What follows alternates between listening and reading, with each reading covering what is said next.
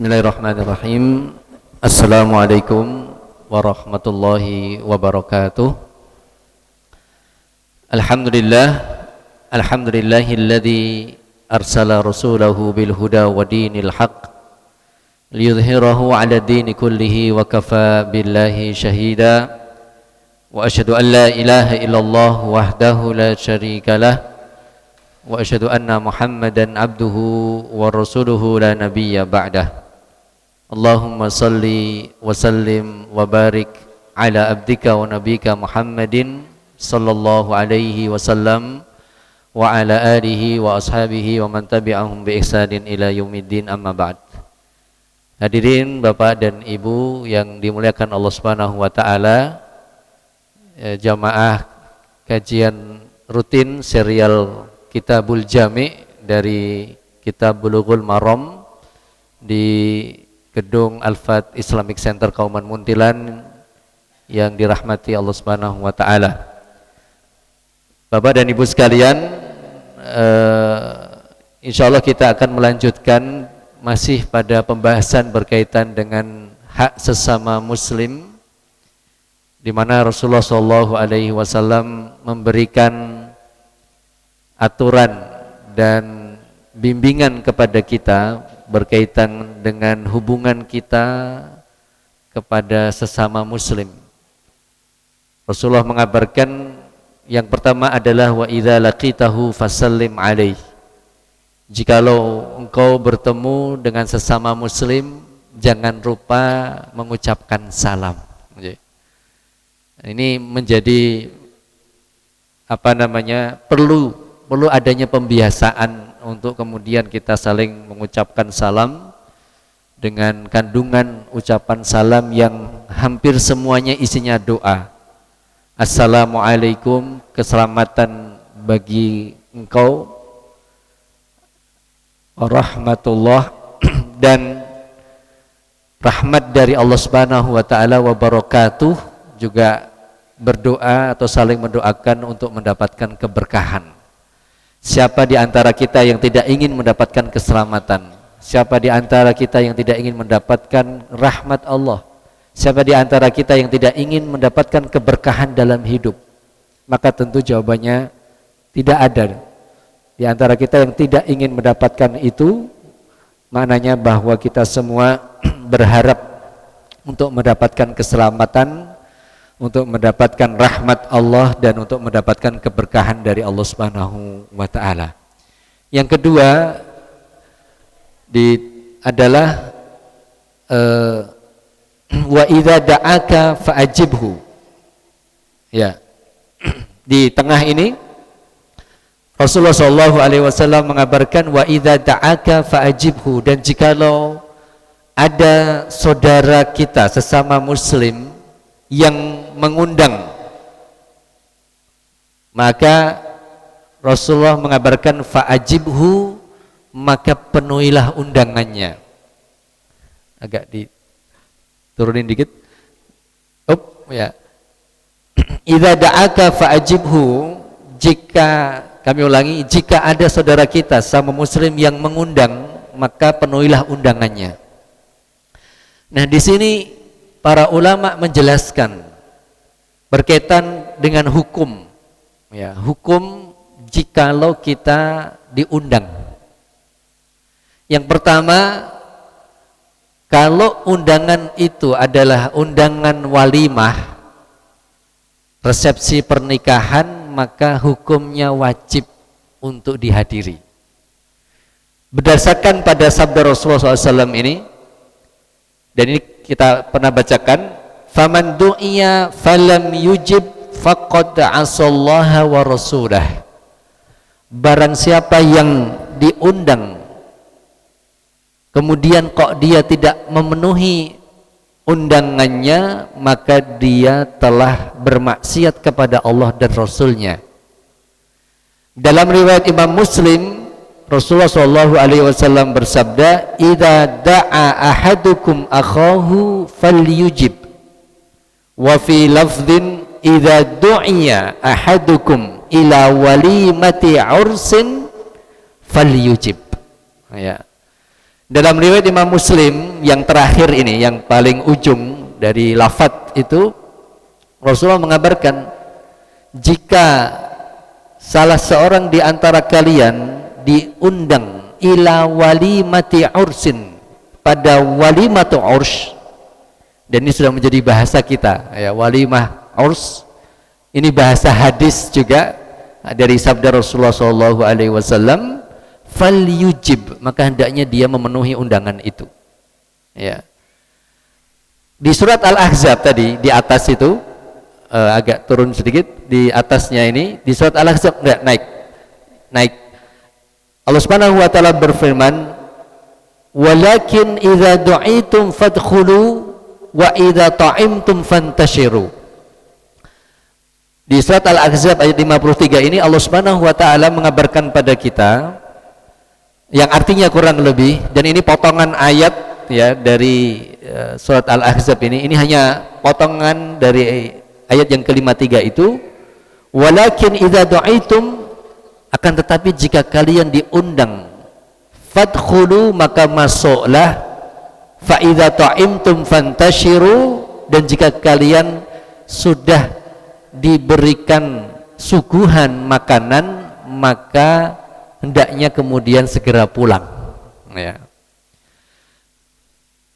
Ayat ini Bapak Ibu yang dirahmati Subhanahu wa taala, ayat ini juga masih berkenaan dengan hukum yang pertama tadi, bahwa ketika kita diundang khususnya untuk walimatur urs atau resepsi pernikahan, hukumnya wajib. Karena ayat ini Bapak Ibu di surat Al-Ahzab 53 ini mengabarkan kepada kita kisah di mana Rasulullah SAW mengundang para sahabatnya, kaum muslimin di masa beliau ini, untuk hadir di pernikahan Rasulullah atau walimah Rasulullah ketika Rasulullah mempersunting Zainab binti Jahash radhiyallahu taala anha. Dan Zainab binti Jahash tidak lain adalah sepupunya Rasulullah SAW. Jadi ibunya Zainab binti Jahash yang namanya Umaymah itu adik kandungnya Abdullah, ayah dari baginda Nabi kita Muhammad SAW. Ya, jadi sepupu itu boleh menikah ya, tapi keponakan nggak boleh ya. Jadi di sini ayat ini Bapak Ibu yang kalian hormati mengabarkan pada kita, jadi ketika Rasulullah melakukan ya tasyakuran pernikahan atau walimatul urs, ketika beliau mempersunting Zainab binti Jahash, dan Zainab binti Jahash ini siapa Bapak Ibu? Masih sepupunya Rasulullah dan janda dari mantan anak angkatnya Rasulullah SAW.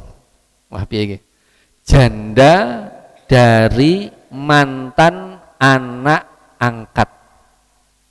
Oh ya. Jadi Rasulullah SAW pernah mengangkat anak namanya Zaid bin Harithah. Jadi Zaid bin Harithah ini, mohon maaf, orang miskin gitu ya, yang sempat menjadi budak, dijual belikan. Singkat ceritanya dibeli oleh sepupunya Khadijah binti Khuwailid, istri Rasulullah SAW.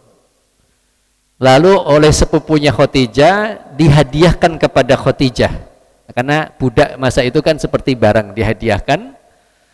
Lalu sama Khadijah, Zaid bin Harithah ini dihadiahkan kepada Rasulullah SAW. Maka kemudian Rasulullah sampai, dan waktu itu Zaid bin Harithah masih usia 10-an tahun, digandeng anak kecil ini di Hijr Ismail. Ini kalau ini Ka'bah, kemudian ada lingkaran setengah itu namanya Hijr, atau terkenal dengan istilah Hijr Ismail. Kemudian kan Rasulullah masih ya belum diangkat menjadi Rasul, artinya menikah dengan Khadijah pada usia 25 tahun, kurang dari 40 tahun. Jadi waktu itu Rasulullah antara 25 sampai 30 tahun usianya mengangkat Zaid bin Harisah dan diikrarkan di hadapan orang Quraisy di samping Ka'bah, tepatnya di Hijr Ismail. Beliau mengatakan hadza Zaid bin Muhammad, gitu ya. Waktu itu, dan itu belum, artinya Rasulullah belum diangkat menjadi Rasul. Singkat cerita lagi Bapak Ibu yang kalau hormati, begitu Rasulullah diangkat menjadi Rasul pada usia 40 tahun ya, dan Zaid masih kurang lebih 20-an tahun, lalu kemudian ya hijrah ke Madinah, lalu kemudian turunlah surat Al-Ahzab ini. Surat Al-Ahzab ini menceritakan bahwa tidak bolehnya ya mengangkat atau menisbatkan anak angkat kepada bapak angkat ya. Tidak boleh ada ini angkat anak angkat kemudian dibilang ini anak saya. Nggak boleh. Ya. Tapi kemudian di awal surat Al-Ahzab itu Allah Subhanahu wa taala memberikan ketetapan dan aturan bagi kita semua, siapapun yang mengangkat anak maka tolong namanya tetap dinisbatkan atau disandarkan kepada bapak aslinya. Oh ya. Nah, Bapak Ibu yang kalau hormati, singkat cerita lagi. Ini kan cerita nanti cerita panjang jadi habis waktunya ya. Pakai singkat cerita. Singkat cerita lagi, Zaid bin Harisah sudah dewasa dan layak untuk menikah. Maka kemudian Rasulullah SAW menyuruh Zainab binti Jahash, sepupunya sendiri tadi, putri dari bibinya Rasulullah yang bernama Zainab binti Jahash. Zainab binti Jahash disuruh oleh Rasulullah untuk menikah dengan Zaid bin Harithah. Ya tentu kalau mau lihat sekufu tidak sekufu, karena Zaid bin Harithah mohon maaf berasal dari kalangan budak yang kemudian dimerdekakan oleh Rasulullah, sedangkan Zainab binti Jahash dari kalangan bangsawan ya, dari darah biru. Pada awalnya ini kalau baca di biografinya Zainab binti Jahash itu dia keberatan ya. Keberatan untuk dinikahi oleh Zaid bin Harithah. Wajar sebagai seorang wanita agak gimana ya gitu ya. Zaid bin Harithah juga mengatakan agak keberatan juga, sama-sama keberatan. Karena mengetahui posisi masing-masing.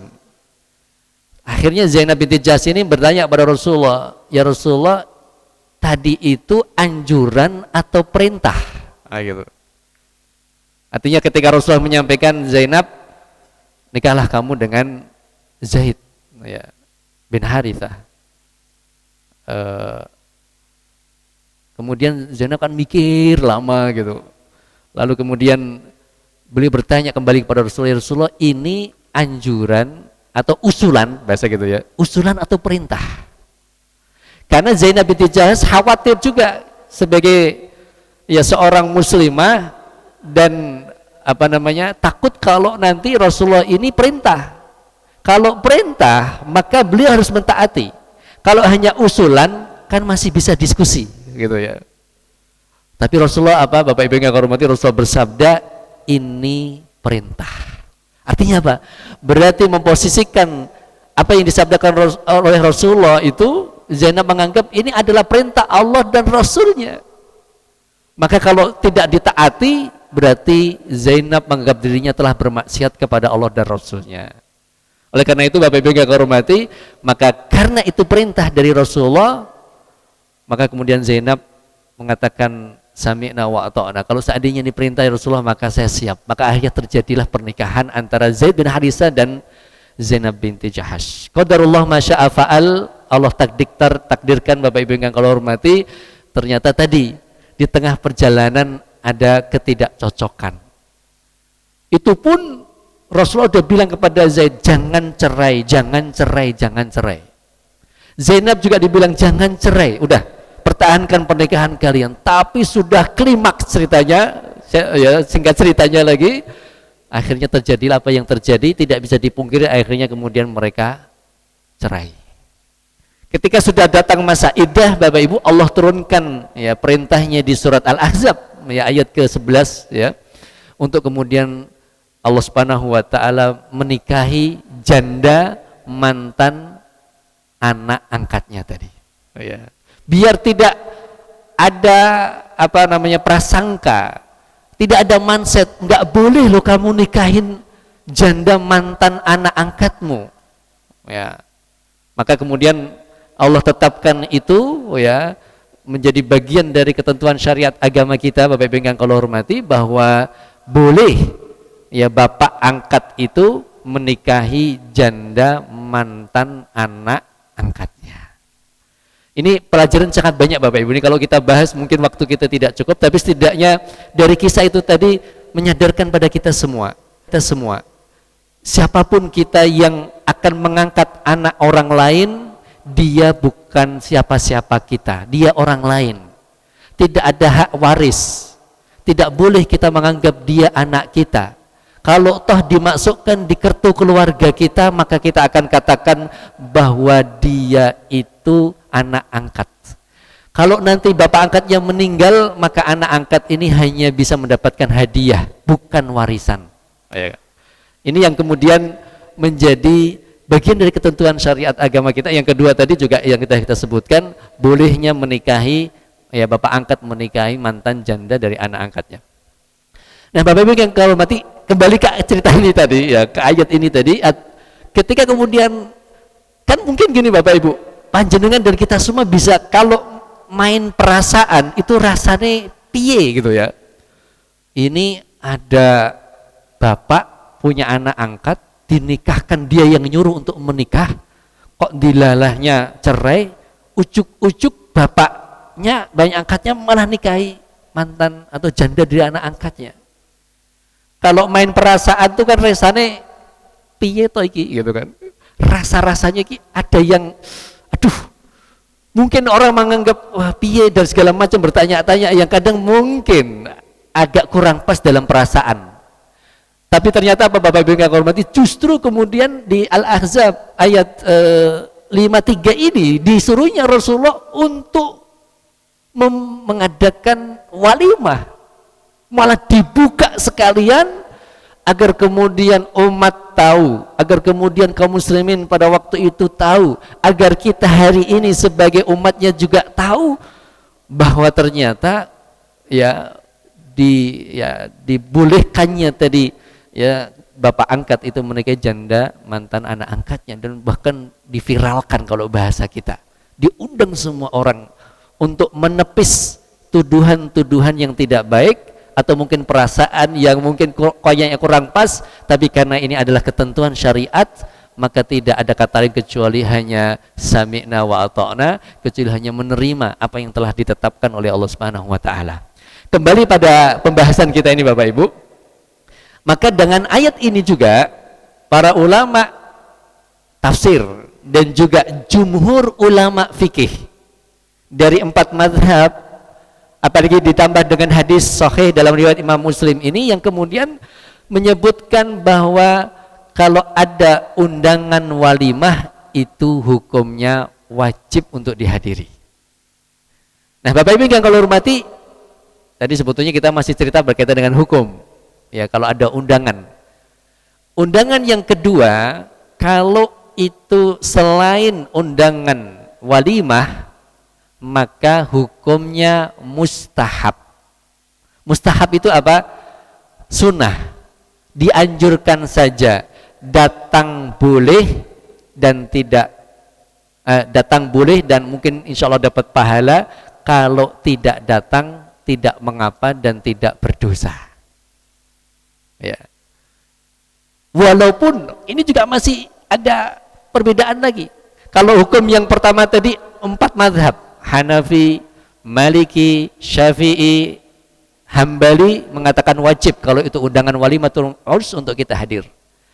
Tapi undangan selain walimah itu hukum yang kedua adalah mustahab, ya dianjurkan untuk datang dan kita sebutkan tadi. Tetapi mazhab, 2 mazhab atau 1 mazhab dari 4 mazhab yang itu mazhab Syafi'i ya tetap mengatakan ini wajib karena undangan.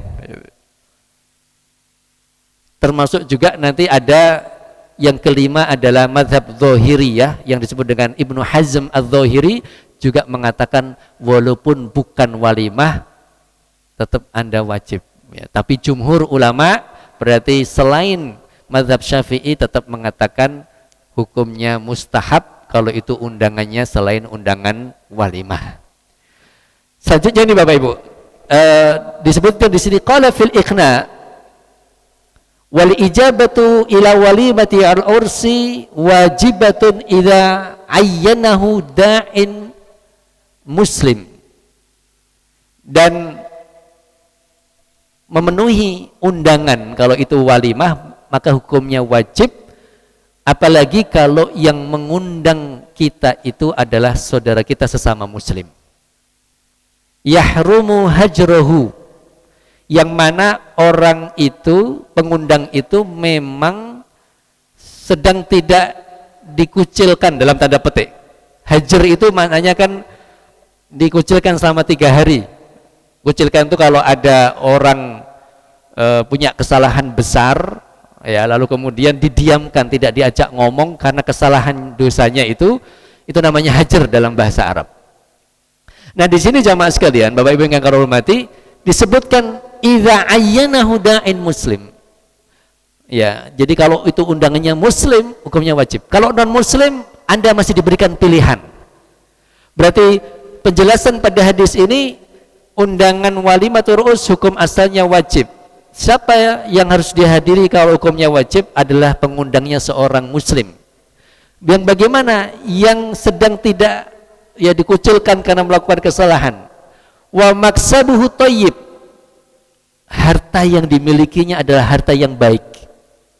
Fil yaumil awal, kita hadir di hari H. Fil yaumil awal itu istilah kita hari H. Walaupun ada di beberapa daerah di Indonesia ini yang undangannya 3 hari sebelum akad nikah. Di beberapa tempat hari H dulu, akad nikah dulu, baru 1 hari setelahnya mungkin. Yang ini yang kemudian kadang bagi kita ini, saya pribadi juga bertanya, saya mau menghadiri walimah 3 hari sebelum akad, tapi ini belum akad nikah gitu loh. Janjane iki piye undangannya itu? Menjadi sebuah pertanyaan bagi kita semua. Kalau kita sudah datang, ternyata pas hari H calonnya meninggal dunia gitu. Berarti nggak jadi nikah, yang mau berarti undangan apa gitu kan. Nah ini kan makanya Bapak Ibu yang kalau hormati, sebenarnya dalam ketentuan syariat agama kita yang namanya walimatul urs itu dilakukan setelah akad nikah. Jelas ini suami istri. Nah, ketika belum akad nikah kan jadi pertanyaan, ini sesok apakah memang di hari keempat itu masih diberikan panjang umur, ataukah ternyata laki-lakinya kabur nggak jadi nikahin, atau perempuannya juga karena dipaksa orang tuanya juga kabur, akhirnya kan yo kita datang untuk sedekah saja. Berarti bukan walimah terus karena belum ada akad nikah. Ini dan ini masya Allah sekali Bapak Ibu yang hormati, hal yang bagi kita berat ya di tengah kehidupan kita ini. Walaupun kadang-kadang saya sendiri memberanikan diri untuk memberikan masukan kepada sahibul bait. Saya kadang kalau diundang saya tanya, boleh nggak saya nikah saya datang pas akad nikah? Oh nggak apa-apa Ustadz, nggak apa-apa. Oh, Ustadz sekalian ceramah, oh iya boleh, gitu kan? Karena ini 3 hari sebelumnya saya nggak tahu. Jangankan 3 hari ke depan, besok pagi aja kita nggak tahu masih hidup atau enggak. Oh iya ya Pak Ustadz. Nah kalau saya mau usul boleh nggak? Gimana Pak Ustadz? Jenengan akadkan dulu anaknya, baru nanti walimahnya 3 hari setelah akad. Jos banget tuh ya malah gitu. Kayak Anies Baswedan kemarin Pak, ya kan berapa hari itu Bu? Jenengan diundang napa mboten itu? Kan hari pertama Pak Jokowi, hari kedua menteri-menteri, hari ketiga gubernur-gubernur. Wah jenengan rada di gubernur rada diundang berarti. Itu sampai 3 hari itu. Tapi nggak usah tanya habis berapa, aku ya arti itu kan. Tapi itu bener apa? Pak Anies, saya boleh mengatakan Pak Anies Baswedan boleh, ketentuan syariatnya dia mengakadkan dulu putrinya, lalu setelah itu walimahnya 3 hari setelahnya. Jadi kita datang itu dia sudah menjadi pasangan sah. Jadi ini memang undangan yang tadi kita sebutkan hukumnya wajib untuk dihadiri. Wa huwa haqqud da'i tasqutu bi'afwihi wa in kana al-mad'u maridan wa mumarridan wa mashghulan bi khifdhi malin aw kana fi shiddati harin aw baradin aw matarin yabullu thiyaba aw kana ajiran wa lam yasta'dhin al mustajir lam tujibul ijabah. Dr. Abdurrahman Al-Bassam di sini menyebutkan kewajiban tadi itu menjadi gugur bagaimana? Kan ini juga mungkin jadi pertanyaan kita, gitu ya. Karena kita sebutkan tadi hukumnya wajib walimatul urs untuk kita datangi. Terus ada nggak sih pengecualian? Maka di sini disebutkan undangan itu menjadi gugur jikalau satu wa in kanal mad'u maridun. Kalau yang diundang itu sedang sakit, kayak kita diundang sedang sakit, maka tidak ada kewajiban untuk hadir. Sakitnya sakit apa? Pegel-pegel atau panu kadas kurap? Wah itu loro deh ya, gitu ya. Sakitnya adalah sakit yang memang tidak memungkinkan hadir, pusing dan segala macamnya. Au mumarridzan, atau dia menjadi profesi sebagai perawat yang harus masuk kerja dan tidak bisa meninggalkan pekerjaannya. Au masyghulan bi hifdzi malin, atau dia menjadi satpam yang harus menjaga ya keamanan dan harta orang lain. Au kana fi syiddati harrin, ini karena ini yang menjelaskan adalah orang yang tinggal di Jazirah Arab menyebutkan, atau kondisinya sangat panas banget. Nah kalau kita kan enggak, kita tropis, nyaman, berarti ini tetap ada kewajiban untuk hadir. Tapi ketika Bapak Ibu mungkin yang pernah tindak umroh, maksud kami, apalagi sekarang ini Agustus ini kan musim panas, pas 49 atau 50 derajat, itu panasnya luar biasa. Ya, wah itu di sini sebutkan itu menjadi bagian dari uzur atau dibolehkannya orang tidak hadir di saat ada undangan walimah kalau memang panasnya sangat ya panas menyengat. Ya kalau kita saya kira insya Allah di negeri kita tidak ada ini. Ini hanya di Jazirah Arab sana. Al-bardin syadidin, atau juga karena sangat dingin, musim dingin yang sangat, dan kita tidak ada. Ya. Al-matar yabulu thiyab. Ya, saya kira ini juga menjadi bagian yang bagi kita hal yang wajar, apalagi negeri kita adalah negeri yang sering hujan, ya saya kira hujan tidak akan menghalangi untuk kita menghadiri. Au kana ajiran lam yasta'dzin al mustajar lam tajibul ijabah, ataupun dia orang yang ya sedang bekerja ya dengan orang lain dan tidak ya bisa meninggalkan pekerjaan kecuali atas izin majikannya. Kalau majikannya tidak mengizinkan, maka dia tidak bisa meninggalkan tempat kerjanya dan dia akhirnya tidak bisa untuk menghadirinya. Tapi Bapak Ibu yang kalau hormati, ya bagi kita dalam konteks kehidupan di masyarakat kita kan hal ini sangat bisa untuk kemudian kita tetap memenuhi undangan ya walimah tul urs itu, kadang tidak hanya di pagi, bahkan malam, bahkan sudah kukutan gitu ya Pak ya. Ya sudah tenda sudah ditutup aja, kadang-kadang karena kita kesibukan pun kita hadir terlambat, itu pun masih dibukakan pintu dengan penuh ya mengucapkan kata mohon maaf kemarin pas hari H nggak bisa datang. Dan saya mungkin Bapak Ibu juga pernah melakukan itu ya, dan saya sendiri juga pernah melakukan itu karena di hari H nggak bisa datang, maka di hari kedua saya datang dan masih diterima. Ya, karena untuk kemudian menunaikan ya kewajiban dari undangan itu. Selanjutnya Mbak di bawahnya, Bapak Ibu yang kalau hormati, ini berkaitan dengan walimatul urs, kemudian berkaitan dengan hadis yang kedua tentang hak sesama muslim, yang kedua tadi adalah kalau diundang kita menghadiri. Yang ketiga di sini Bapak Ibu, idza stansahaka fansahu.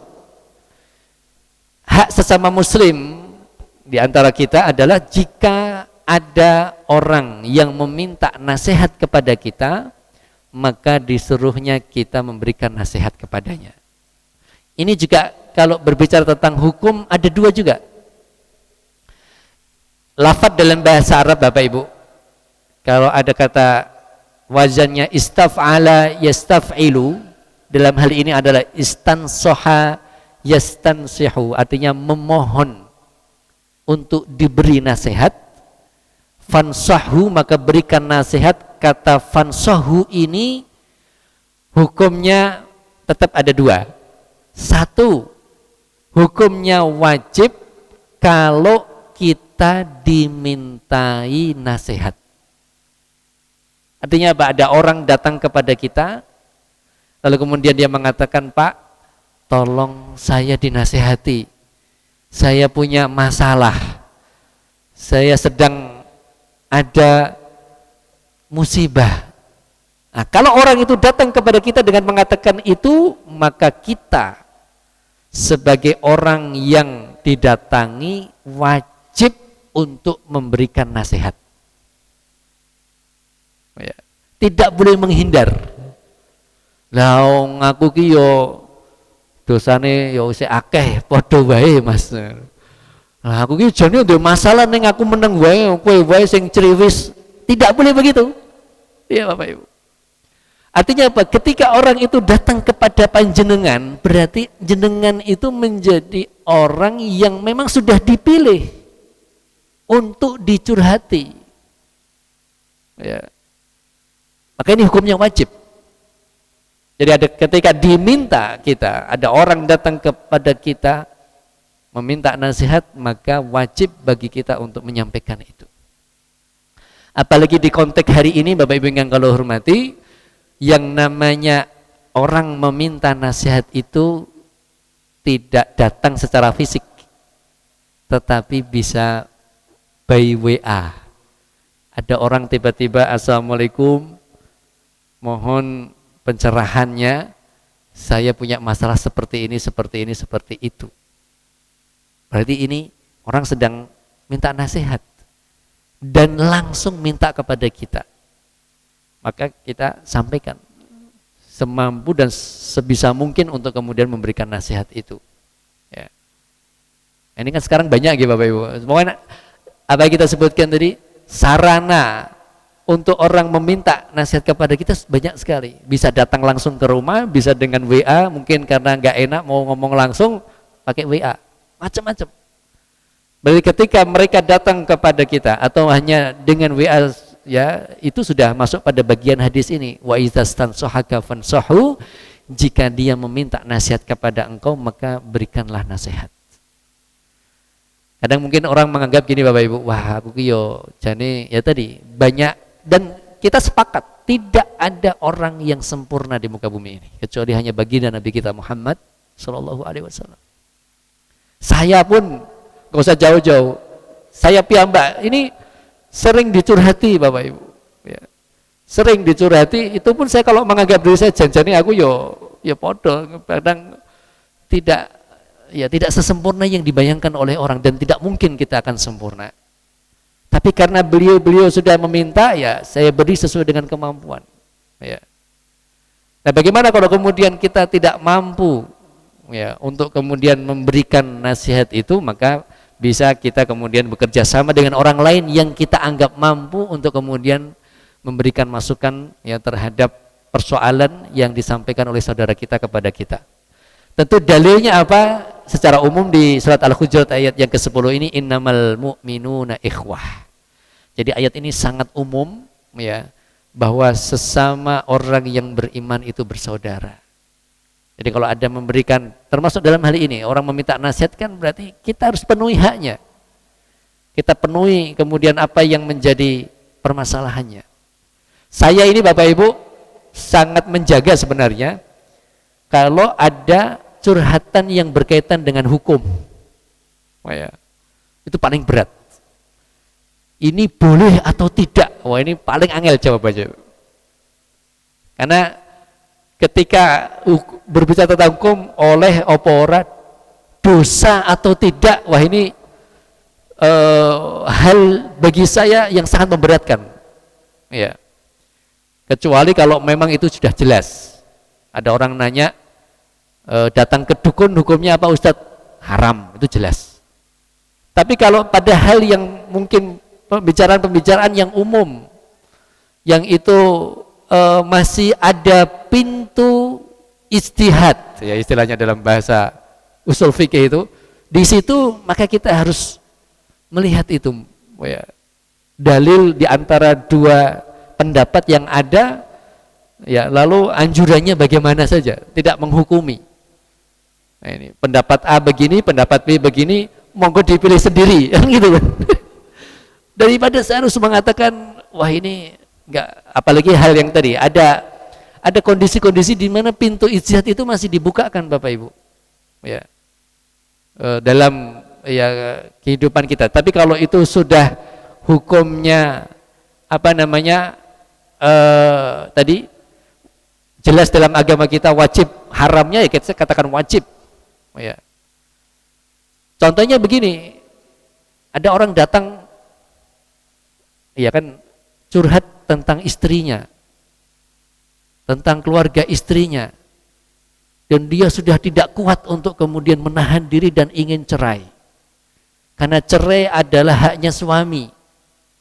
Kalau istri ada khulu, mengajukan cerai, ya, dan segala macamnya dalam hukum itu. Saya sebagai orang yang dimintai nasihat, satu hukumnya wajib, saya harus memberikan nasihat. Tapi yang kedua, saya akan mengatakan kalau bisa jangan cerai. Ya. Saya tidak mengatakan, cerai gue. Enggak, saya akan mengatakan kalau bisa jangan cerai. Kenapa? Madharatnya banyak. Ya. Madharatnya banyak, macam-macam dan segala macamnya, dan nanti apalagi jenengan sudah punya anak dan segala macamnya. Ini berarti di sini ada pintu istihad tadi Bapak Ibu. Ada pintu di mana kita masih diberikan keputusan dan memberikan nasihat yang itu untuk kemaslahatan mereka. Ya. Dan itu banyak. Saya itu kalau dinasihati orang mau cerai, saya mengatakan, bisa dikatakan jangan cerai. Oh ya, jangan. Golek angel kok, oh ya kan. Golek angel, jangan.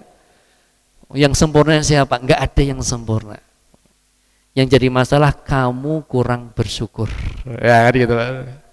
Oh iya ya, astagfirullah. Oh tapi ya rono tapi ya, Anda kurang bersyukur. Ya. Dan segala macam. Jadi ini contoh di mana, karena yang jelas Islam, Bapak Ibu yang kami hormati, menjaga rumah tangga itu, ya, jangan sampai ada terjadi bahtera rumah tangga itu pecah. Karena saya ini Bapak Ibu menangani mahasiswa-mahasiswa yang kadang broken home, dan itu sulit memberikan solusinya. Ya. Mahasiswa saya juga ada santri-santri saya, ceritanya ibunya datang titip anaknya, sudah cerai lama, anaknya ternyata bermasalah. Itu tidak satu dua kasus yang seperti itu. Mahasiswa juga begitu, walaupun dia anak sultan, orang kaya maksud saya, tapi orang tuanya broken home, anaknya bermasalah. Ya. Dan itu pengalaman mungkin yang Bapak Ibu juga pernah dapat. Bagi saya pribadi, berarti ini solusinya biar anak tidak masalah seperti, karena kehilangan figur ayah, tidak menghormati orang lain, pengennya bebas, nggak mau diatur. Wah, ini ciri anak-anak broken home itu, yang orang tuanya tidak memikirkan ke sana pada efek negatif ketika mereka harus cerai. Nah ini Bapak Ibu yang kami hormati, ini hukumnya wajib. Nah hukumnya menjadi sunnah ketika kita tidak dimintai nasihat secara khusus. Ya. Jadi misalnya kita sedang duduk-duduk bersama, ada orang curhat, nah, kita nggak wajib itu, nggak wajib untuk memberikan nasihat, tetapi dianjurkan tetap untuk memberikan nasihat itu. Kenapa? Ini ayat sebagai dalil aja. Ya, wa qala an akhlaqil anbiya alaihi salatu wassalam wa ana lakum nasihun amin. Di surat Al-A'raf ayat 68. Ini adalah sifat para nabi.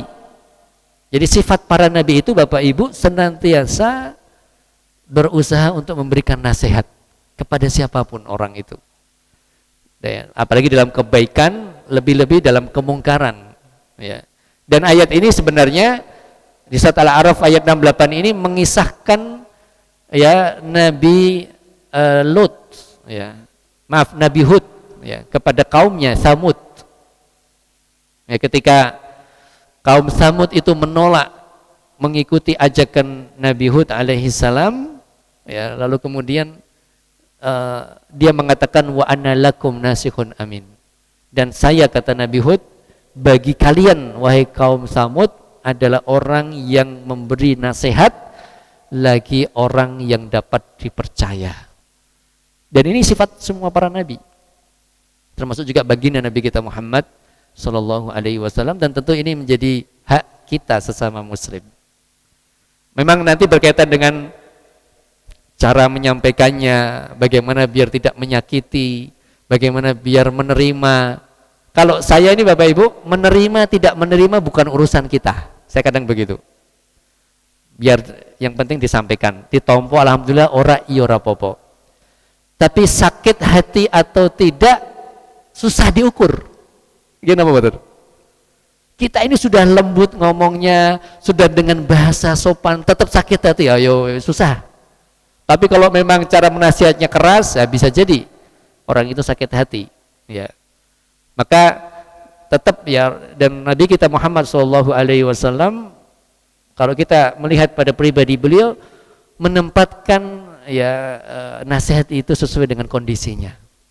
Kapan harus lembut, kapan harus agak keras sedikit. Ya. Nah ini tergantung kondisi dan situasional yang kita hadapi. Kalau orangnya ya sudah dinasihati, ya sudah gugur kewajiban kita. Tapi kok kita lihat lagi, ya kita nasihati lagi, nggak apa-apa. Ngeyel mungkin agak sedikit keras juga boleh. Ya. Dan ini juga bagaimana Rasulullah SAW juga pernah melakukan itu, disampaikan juga kepada para sahabat, dan riwayatnya sangat banyak sekali. Bapak Ibu kalau hormati, selanjutnya di sini bawah dikit, wajah fil Bukhari wa Muslim, diturunin bisa nggak? Ini hadis berkaitan dengan dalilnya saja nggih Bapak Ibu, berkaitan dengan menasihati. Dari riwayat Bukhari dan Muslim, Jarir bin Abdullah mengatakan, bayatu Rasulullah sallallahu alaihi wasallam ala iqamati shalah wa ita'iz zakah wa nushi likulli muslimin. Jarir bin Abdullah mengatakan, saya telah bersumpah setia kepada Rasulullah dalam beberapa hal. 1, mendirikan salat, 2, menunaikan zakat, 3, menasihati kepada setiap pribadi muslim. Ya. Wajah fil Bukhari wa Muslim ana Anas anin Nabi SAW, la yu'minu ahadukum hatta yuhibba li akhihi ma yuhibbu li nafsihi. Tidak sempurna iman salah seorang di antara kalian sampai dia mencintai saudaranya sebagaimana dia mencintai untuk dirinya sendiri. Ya. Yang ini saya kira kita semua bisa memahami hadis ini dan sangat mudah untuk difahami. Kalau kita tidak senang dengan minuman keras, maka kita kalau ada orang yang sedang minum minuman keras, kita kasih tahu. Ya, kenapa? Karena saya cinta pada dia sebagaimana mencintai diri saya sendiri. Ya kan gitu.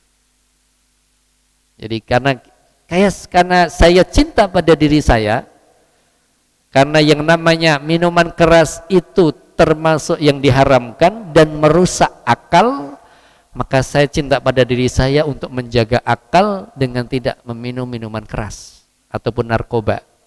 Ketika ada orang meminum dan menggunakan narkoba, maka saya menasihati dia supaya apa?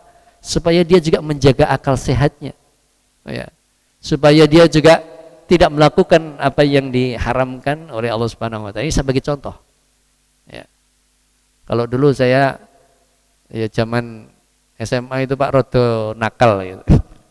SMA kan di Jogja gitu, di dekat bundaran UGM. Karena saya dulu nggak suka pacaran gitu ya.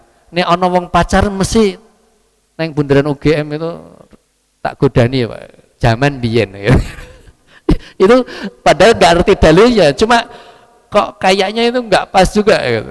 Apalagi ada temen juga yang kalau ngejak saya, yuk dijaki kayak sing doneng bundaran UGM neng skip neng bulak sumur macam-macam. Dulu zaman masih SMA itu ya ngisui orang sing udah pacaran, sing lanang dijak ke Bali omeng ngendi gitu kan, sing wedok kon Bali dewe, zaman dulu gitu Pak.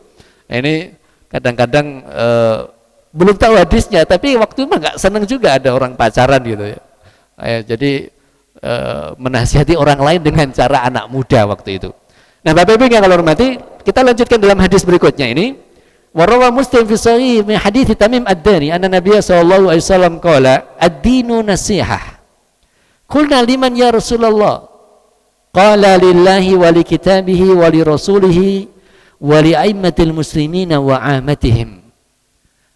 Agama ini adalah nasihat. Jadi semua ketentuan syariat dalam agama kita ini isinya nasihat. Para sahabat bertanya, liman ya Rasulullah? Untuk siapa? Qala lillah, untuk Allah Subhanahu wa taala. Maksudnya adalah apa dalam makna hadis ini? Bahwa mengajak orang untuk beribadah kepada Allah, mengajak orang untuk tidak melakukan kesyirikan kepada Allah misalnya. Ya termasuk saya ini kadang Nyun Sewu Bapak Ibu kalau hormati, ini kan masih tanggal 23 Muharram dan orang Jawa mengatakan Suro gitu ya. Orang Jawa menganggap bulan Suro itu bulan keramat misalnya. Tidak ada yang berani menikahkan anaknya di bulan Muharram karena Suro itu keramat ya gitu. Nah, ini Bapak Ibu yang kalau hormati, mohon maaf kalau kemudian kita bawa pada ranah akidah, sebenarnya ini adalah kesyirikan.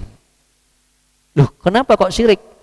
Karena Anda atau orang itu lebih mengkeramatkan bulan Suro dan takut terjadi musibah dibandingkan mengagungkan Allah dan meyakini bahwa musibah itu kalau terjadi itu memang karena takdir dari Allah Subhanahu wa taala. Jadi menganggap Suro itu lebih gede dibanding yang menciptakan bulan Suro gitu. Nah, ini kan jadi masalah. Jadi masalah Bapak Ibu yang hormati. Nah, ini mohon maaf, ini harus dihilangkan. Ya, dari siapapun kita, karena kita ini kan seorang muslim muslimah. Dan 12 bulan yang Allah ciptakan selama 1 tahun itu ditetapkan oleh Allah di hari di mana Allah menciptakan langit dan bumi. Yauma khalaqas samawati wal ard minha arba'atun hurum. Ya. Dan kita ini umat paling ujung. Umat pertama sejak zaman Nabi Adam dari manusia. Nabi Adam Allah ciptakan setelah Allah menciptakan langit dan bumi. Oh, jadi kalau ini perjalanan umat manusia masih di sininya dan tidak tahu berapa tahun. Ya. Nah, ini jamaah sekalian yang dirahmati Allah Subhanahu wa taala, apalagi kalau kemudian nanti dihubungkan dengan masalah takdir. Dalam hadis riwayat Imam Bukhari itu yang pertama kali diciptakan oleh Allah adalah pena, al-qalam. Dan Allah perintahkan kepada pena itu untuk menulis ya maqadirul khalqi, takdir semua makhluk ya. Khamsina alfa sanatin qabla ayyakhluqas samawati wal ardh. 50.000 tahun sebelum Allah menciptakan langit dan bumi. Jadi takdir ini katakanlah gini ya, ini hanya menggambarkan ini. Mudah-mudahan ini tepat ya. Jadi Allah ciptakan takdir kolam dulu untuk menetapkan takdir yang akan terjadi pada semua umat manusia, mau jin, mau iblis gitu ya, mau manusia, mau binatang semuanya. 50.000 tahun ya sebelum Allah menciptakan langit dan bumi. Nah, ini di hari di mana Allah menciptakan langit dan bumi ini baru ditetapkan 12 bulan. Salah satunya adalah bulan Muharram. Jadi makanya kalau hari ini ada orang menganggap bulan Muharram, bulan Syuro itu keramat, gak masuk akal. Ya kan? Karena yang harus diagungkan, dimuliakan itu Allah Subhanahu wa taala. Kalau toh nikah di bulan Muharram kok meninggal dunia, berarti memang takdir. Ada enggak orang menikah di bulan Ramadan meninggal dunia? Ada. Jadi tidak ada hubungannya dengan bulan. Nah, ini makanya ini satu contoh Bapak Ibu. Contoh agama ini nasihat untuk Allah, maksudnya adalah mengajak umat ini, kita semua ajak orang untuk beribadah kepada Allah dan jangan pernah melakukan kesyirikan. Saya aja mengangkat contoh yang ini karena sudah di akhir bulan Muharram ini, ya kan? Dan kita akan ketemu Muharram tahun depan. Itu pun kalau kita diberikan panjang umur oleh Allah Subhanahu wa taala.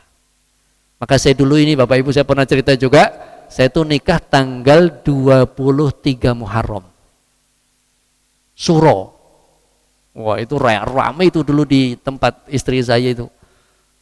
Sampai naib KUA-nya bilang, "Mas, jenengan ajeng nikah Muharram." Nggih. Pripun? Ini suro loh, Mas. Nggih napa-napa gitu. Makanya nek kula mati lak ming takdir gitu kan. Wah, begitu nikah viral. Ana wong Magelang nikahi wong Purbalingga ning bulan suro. Ketoke mati gasik. Ora ndek anak. Kere, macam-macam itu Bapak Ibu. Wah, ternyata isih ndek anak, isih urip, ya kan? Dan itu ya berapa tahun yang lalu? Saya nikah tahun 2005 ya. Berarti berapa tahun Mas? 17 tahun yang lalu ya. Wih, alhamdulillah. Sudah 15 tahun lebih ini Bapak. Nah, ini lillah kepada Allah Subhanahu wa taala. Wali kitabihi, dan agama ini nasihat untuk kitab Al-Quran. Maksudnya adalah mengajak orang untuk mengimani Al-Quran, mengimani isi kandungan Al-Quran, mengambil hikmah dan pelajaran yang ada di dalam Al-Quran. Ini salah satu penjelasan dari bahwa agama ini adalah nasihat untuk Al-Quran. Mengajak orang tilawah, tadarus, mengambil hikmah. Wali rasulihi, mengajak orang untuk mengimani Nabi kita Muhammad sallallahu alaihi wasallam, mencintai Rasulullah, membela Rasulullah dan segala macamnya. Wali a'immatil muslimin, kepada pemimpin-pemimpin umat Islam. Jadi agama kita ini sangat sempurna dan banyak. Bagaimana menasihati pemimpin, datang ke istana dinasihati, nggak usah lewat medsos, gentle, datang minta janjian waktu untuk kita nasihati. Keluar dari istana, yang penting nggak konferensi pers aja, yang penting sudah dinasihati, selesai. Ini bagian dari a'immatul muslimin wa ammatihim, dan ya seluruh kaum muslimin. Nah, ini jamaah sekalian, Bapak Ibu yang kalian hormati, maka coba diturunin lagi. Ini yang ketiga ya dari bagian menasihati, ya ini hanya contoh-contoh pada paragraf ini, contoh-contoh bagaimana memberikan nasihat kepada sama kaum muslimin. Kemudian saya lanjut di wan nasihatu fardhu kifayah. Memberi nasihat itu hukumnya fardu kifayah. Ini secara hukum ya. Jadi kalau ada orang yang sudah nasihati satu, yang lain gugur dan dapat pahala. Enak banget itu, ya kan? Idza qama biha man yakfi saqatat an ghairihi. Ini jadi saya sekarang ngomong, Bapak Ibu dapat pahala itu. Udah fardu kifayah. Oh, ya. Bukan fardu ain. Nah, kalau fardu ain, wah semua orang harus ceramah, semua orang harus. Nah, ini alhamdulillah hukumnya fardu kifayah. Maka ini Bapak Ibu yang kalau hormati, dari ya 3 hak sesama muslim. Yang pertama adalah mengucapkan salam, yang kedua adalah kalau ada yang minta nasihat kita nasihati, yang ketiga adalah maaf sebelumnya adalah kalau ada yang apa tadi, idza laqita fasallim alaihi wa idza da'aka, dan kalau ada yang mengundang kita maka kita penuhi undangannya, dan yang ketiga kalau ada yang minta nasihat kita penuhi dan kita sampaikan nasihat kepadanya. Boleh makatan Bapak Ibu, 3 di antara hak sesama muslim, dan masih ada 3 yang terakhir, dan mudah-mudahan kita bisa lanjutkan di pertemuan yang akan datang. Lebih kurang saya mohon maaf. Wallahu taala alam. Wassalamualaikum warahmatullahi wabarakatuh.